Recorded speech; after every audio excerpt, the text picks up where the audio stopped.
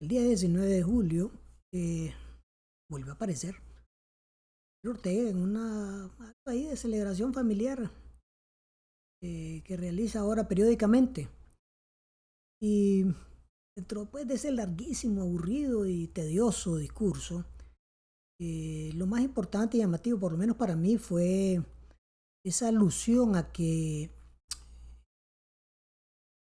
los estados tenían la obligación de cumplir las resoluciones de la de la Corte Internacional de Justicia, de la Haya y de la Corte Penal Internacional.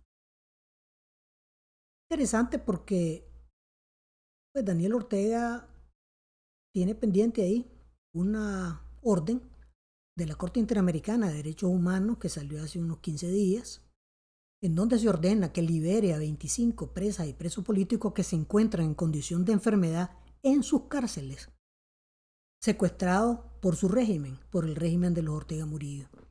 ¿Ha cumplido Daniel Ortega con esa orden de la Corte Interamericana de Justicia a la cual Nicaragua está obligada? No, no ha cumplido. ¿Ha cumplido Daniel Ortega con las resoluciones de la Comisión Interamericana de Derechos Humanos para que se den medidas provisionales de protección a presas y presos políticos? No ha cumplido. ¿Ha cumplido Daniel Ortega con la orden de la Comisión Interamericana de Derechos Humanos y ahora de la Corte también internacional, de la Corte Interamericana, de que muestre a Brooklyn Rivera, al profesor Freddy Quesada, que están desaparecidos, y a Carlos Bojorge? No, no ha cumplido. ¿Cumplió Daniel Ortega con las recomendaciones de la Comisión Interamericana de Derechos Humanos para el respeto a los derechos humanos durante las protestas del 2018? Cuando policías y paramilitares, que él reconoció que eran policías voluntarios, salieron por sus órdenes a disparar contra personas desarmadas que andaban en manifestaciones pacíficas. No, no ha cumplido. ¿Ha cumplido Daniel Ortega con el imperativo que le planteó recientemente el Consejo de Naciones Unidas para los Derechos Humanos y la propia relatora, diciendo que todavía es tiempo para que en Nicaragua se restablezcan plenamente los derechos humanos de los nicaragüenses? El derecho a la libre expresión, libre movilización, libre organización, libertad de religión, libertad de culto. ¿Ha cumplido Daniel Ortega con esas obligaciones internacionales y que además están en la Constitución nicaragüense? No, no cumple. Ortega no cumple ni con la Constitución nicaragüense, ni con las normas internacionales, ni con los instrumentos internacionales que lo obligan a cumplir esas disposiciones.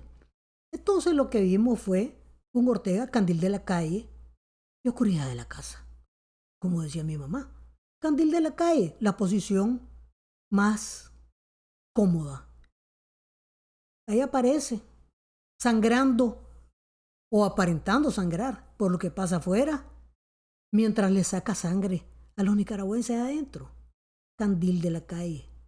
Que cumpla Daniel Ortega con las resoluciones que lo obligan a él y al Estado de Nicaragua al pleno respeto de los derechos humanos. Y entonces tal vez vamos a pensar que deja de ser un mentiroso y manipulador. Porque a esta altura, pues ya se sabe que ninguno de esos discursos de Daniel Ortega son creíbles. Ni siquiera la gente que estaba en la plaza le cree. Que son gente que va obligada, que va amenazada. Va amenazada con que lo corran, va amenazada con cárcel. Porque ahora pues le ha tocado el chipote y el distrito 3 a los funcionarios públicos. Recuerden que hay 147 presas y presos políticos registrados. Eso es lo que el mecanismo de reconocimiento de presas y presos ha determinado.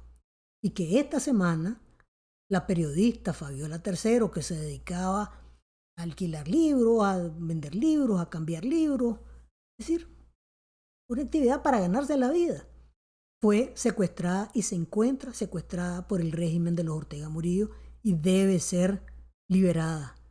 Ella y todo el resto de presas y presos políticos.